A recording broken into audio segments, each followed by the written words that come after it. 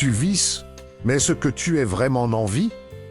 Il y a une différence énorme. Vivre, c'est respirer. Se lever 20 heures, manger cela et dormir, recommence. Être en vie, c'est autre chose. C'est se réveiller avec un but, se coucher avec de la fierté. Sentir que chaque journée compte. Vraiment compte. Combien de journées comme ça tu as su? Cette semaine? Ce mois? Cette année? Si la réponse est peu ou aucune, alors cette vidéo est pour toi parce que quelque chose t'a été volé. Silencieusement, sans que tu t'en rendes compte. Et aujourd'hui, on va le reprendre. Personne ne s'est introduit chez toi la nuit. Personne ne t'a pris ton portefeuille. Le vol était plus subtil que ça.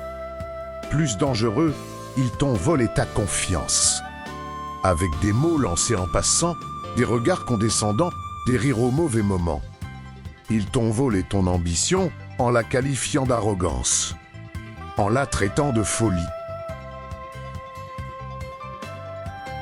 en la transformant en quelque chose dont tu devrais avoir honte. Ils t'ont volé ton temps avec des obligations inutiles, des réunions qui ne mènent nulle part, des relations qui te vident sans jamais te remplir. Ils t'ont volé ta voix, en t'apprenant à te taire, à ne pas déranger, à sourire quand tu voulais crier. Et le pire dans tout ça, le pire, c'est que tu les as laissés faire, pas par faiblesse. Par ignorant, tu ne savais pas ce qui se passait. Mais maintenant, tu sais temps et maintenant. To change. On t'a appris que la normale, c'est de travailler 40 ans pour quelqu'un d'autre, de rêver petit pour éviter de tomber haut, d'attendre la retraite pour commencer à vivre, mais réfléchis. Qui a décidé que c'était normal? Pas toi. Des gens qui avaient intérêt à ce que tu restes à ta place, des gens qui avaient besoin de ta force pour construire leur empire, pas le tien. La normale, c'est la cage la plus confortable qui soit. Elle a de la moquette, un salaire fixe, 2 semaines de vacances par an et des barreaux invisibles que tu ne vois pas. Jusqu'au jour où tu essaies de sortir et là tue l'essence. La peur du jugement, la peur de l'échec, la peur de décevoir, la peur de réussir. Oui, puis la peur de réussir existe. Parce que si tu réussis, tu n'as plus d'excuses. Tu n'as plus de raison de rester petit. Et ça, c'est la peur la plus profonde qui soit. Il était une fois 2 personnes, même ville, même quartier, même point de départ. La première personne a regardé sa vie et a dit « Ce n'est pas de ma faute, l'économie est difficile. J'ai pas eu les bonnes opportunités. Les autres ont eu plus de chance que moi. » Et elle a attendu. Elle attend encore. La deuxième personne a regardé exactement la même vie et a dit « C'est difficile, mais c'est mon terrain et je vais construire dessus. Pas quand ce sera facile, maintenant, avec ce que j'ai. » Là où, 10 ans plus tard, la première personne raconte encore pourquoi elle n'a pas pu. La deuxième mise, elle n'a plus besoin de raconter quoi que ce soit. Sa vie parle pour elle. Ces 2 personnes, elles ne diffèrent pas par le talent, pas par la chance, pas par les ressources, elles diffèrent par un seul mot. La responsabilité, prendre la responsabilité totale de sa vie. C'est le début de tout. Tu vois le succès des autres, les voitures, les voyages, les sourires sur les photos, mais tu ne vois pas les 1000 jours de travail invisible, les matins sans motivation, les soirées à continuer quand tout disait d'arrêter, les proches qui doutaient, les associés qui ont trahi l'argent qui manquait, les larmes derrière les portes fermées. Tu ne vois pas les cicatrices, parce qu'ils ne les montrent pas par orgueil, mais parce que les cicatrices sont devenues leur décoration, les preuves qu'ils ont survécu, les preuves qu'ils ont continué.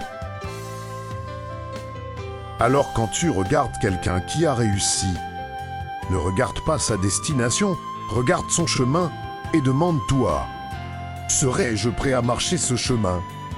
Parce que le chemin est disponible pour toi aussi, il a toujours été disponible. La question n'est pas de savoir s'il existe, la question est, es-tu prêt à marcher dessus?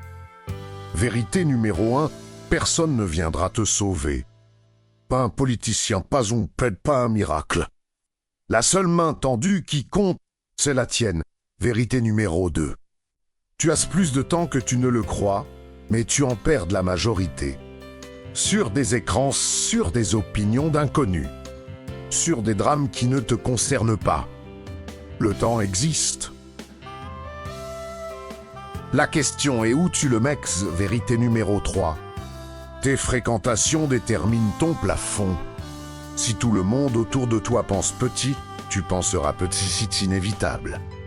Élève ton cercle, ou avance seul si nécessaire, vérité numéro 4. La douleur de la discipline dure un moment. La douleur du regret dure toute une vie. Choisis ta douleur. Intelligemment blavant, hérité numéro 5. Tu n'as pas besoin d'être prêt, tu as besoin de commencer.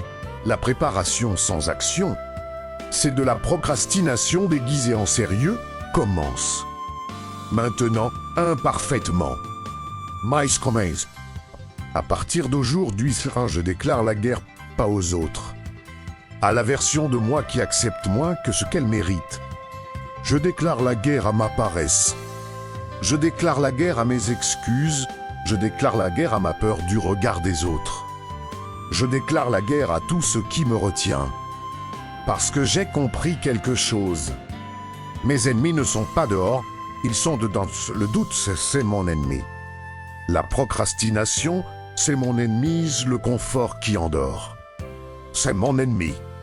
Et à partir d'aujourd'hui, je ne négocie plus avec mes ennemis.